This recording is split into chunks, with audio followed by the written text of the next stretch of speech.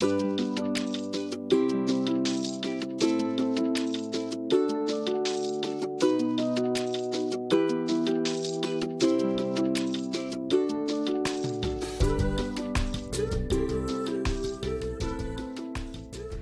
we've moved a little bit north from where we were looking at prairie and moved way down into the lower portion of the landscape. We're down here on the Missouri River floodplain now. We found a wetland site here called Davis Wetland, managed by Monona County Conservation Board. This floodplain, of course, historically was a vast network and mosaic of wetlands of various kinds and sizes, intermixed with wet prairie.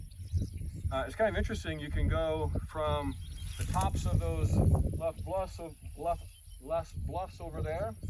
I think that's kind of can show you the tops of those bluffs over there. That's some of the driest habitats you can find in the state. Again, kind of mimicking the drier Great Plains. And just in a half mile or even less, you can come down into the floodplain and be in some of the wettest types of habitats. So you can see a great amount of diversity in plants here. So here at Davis Wetland, one of the more robust wetland plants that we come across here right away is this bulrush called river bulrush. River bulrush is really common tall emergent species. It can form really dense stands and be almost monotypic. Bulbochinus fluviatilis is the scientific name. It's one of the most recognizable bulrushes that we have because of the very sharply triangular stem.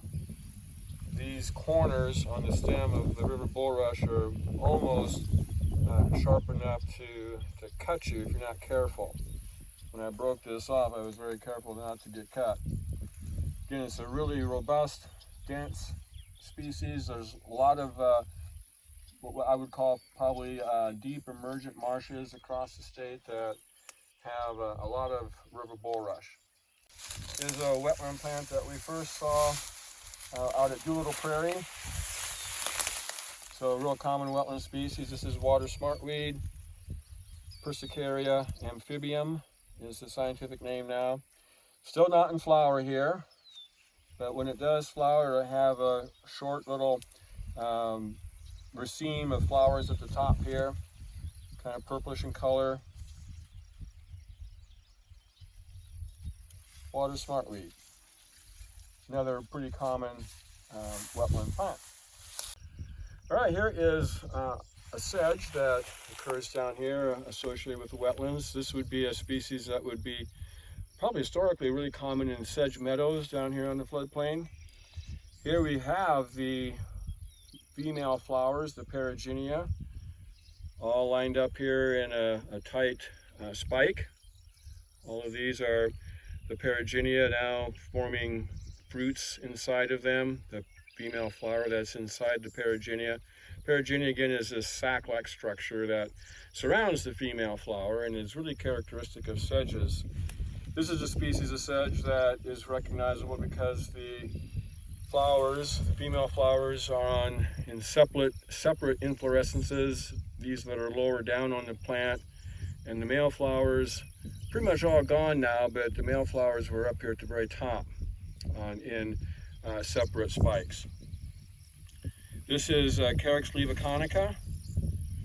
Smooth cone sedge, I think, is one of the common names for it. And as I said, it's one that forms fairly dense stands, can form dense stands, and I think is a good example of a species of sedge that would have been pretty abundant in some of the sedge meadows. Right next to it here, there's some more sedge right here, but is a wet prairie or wetland plant, Canada anemone. The white flower there that's in at the top of these leaves here, Canada anemone, Anemone canadensis. Again, this is a low-growing plant that we find either in wet prairie or in more saturated wetlands, sedge meadows. It's in the buttercup family, so it has 5 petals there. Open, really broad, open type of flower. Leaves are kind of basal leaves. Here's some more of the plant. Lobed Anemone canadensis. And then also right here, real common species again out here in the Missouri River floodplain. This is prairie cordgrass, Spartina pectinata. Histories, county histories, old timers talk about how dominant and how much prairie cordgrass was out here on the Missouri River floodplain. Again, it would have been, I think, a really, really common species. They used it in some of the denser stands and maybe sedge meadows that were cut for prairie hay. This would have been a component of those areas. They came up with another common name for it, I guess. I've heard it's also been called ripgut grass. Ripgut grass, that name comes from the fact that along the margins of these leaves, hard to see them, but you can feel them really easily. There are short little sharp teeth that can cut through your skin, make a little paper-like cut. And so I guess ripgut grass means that it was something that was sharp enough to rip at the guts of the cows that were out here grazing. All right, here's another bulrush stumbled across here. This one has really compact, dense little clusters of flowers up here, forming these dense brown heads that you see. This is dark green bulrush, Scirpus atrovirens. This is a real common bulrush. You can easily find this in wetlands, most any wetland of any kind. You can find it even in some drier types of habitats, grasslands, maybe in a swale within a grassland, a low-lying swale. Green, dark green bulrush. There's another species that looks just like this, and that's the case for lots of these species, of course, is that there are species that are very similar and look somewhat like these, and those are the ones that you usually have to worry about, of course, and figure out which one you've got. There's another one called Scirpus georgianus, or Georgia bulrush, that looks almost identical to this. And the only way you can really tell them apart is to look really close at these flowers here and look at the bristles that are associated with the little flowers. I'm not going to be able to do that because that mainly takes a microscope to really see that.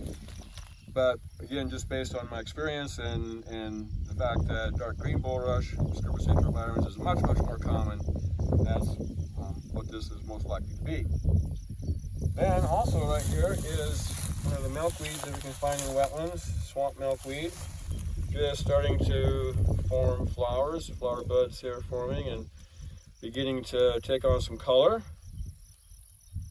This is a pretty easily recognized milkweed. Again, it has opposite leaves. Of course, if you pull a little leaf off, you're going to always see usually some milky latex that comes out of the stem where that leaf was attached at that node there. That's the qualitative chemical defense mechanism the plant uses to help protect itself from herbivores. So opposite, really long, lancelet, almost dagger-like leaf shape here. Pretty recognizable leaves when it's not in flower. Swamp milkweed. Again, you're going to find it in wet prairies and sedge meadows. That's probably what we really are standing in right here is a former sedge meadow.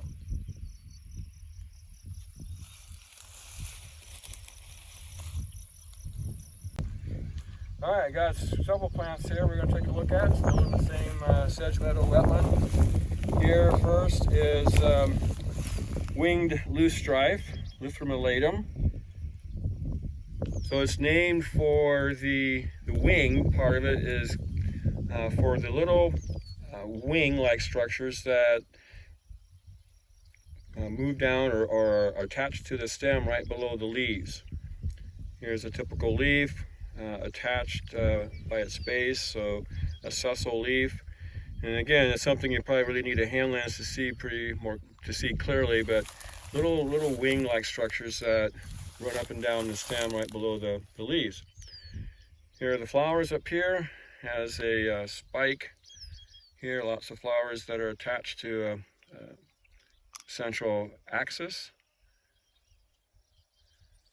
Wing loosestrife, native, of course, as opposed to the purple loosestrife in the same genus. This is Lythrum elatum. Purple loosestrife, the non-native kind of ornamental plant that is invasive in wetlands, is Lythrum salicaria.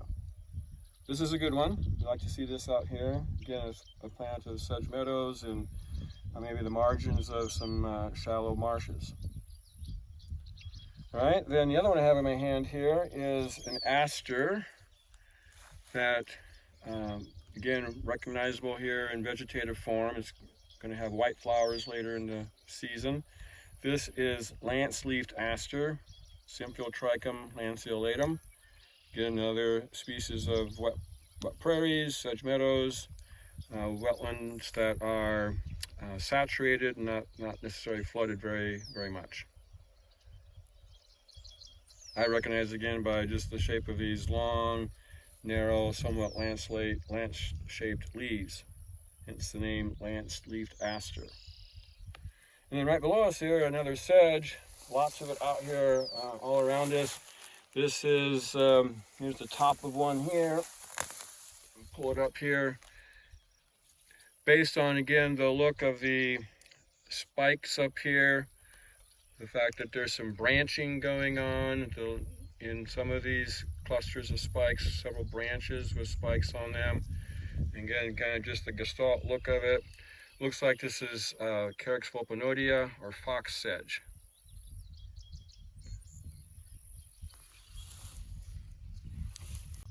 This is a species of spike rush. Eleochris is the genus. Almost all spike rushes are associated with wet habitats. I think in the wetland affinity scale, they are rated as obligates, or at least facultative. So if you find a spike rush, you're most certainly standing in a wetland of some kind. Spike rushes are very easy to recognize as a spike rush. We can take one of these stems here, because spike rushes always have just a single spike at the top of the stem, just one spike up there.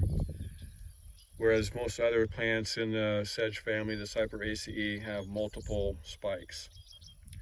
But that's when it gets hard.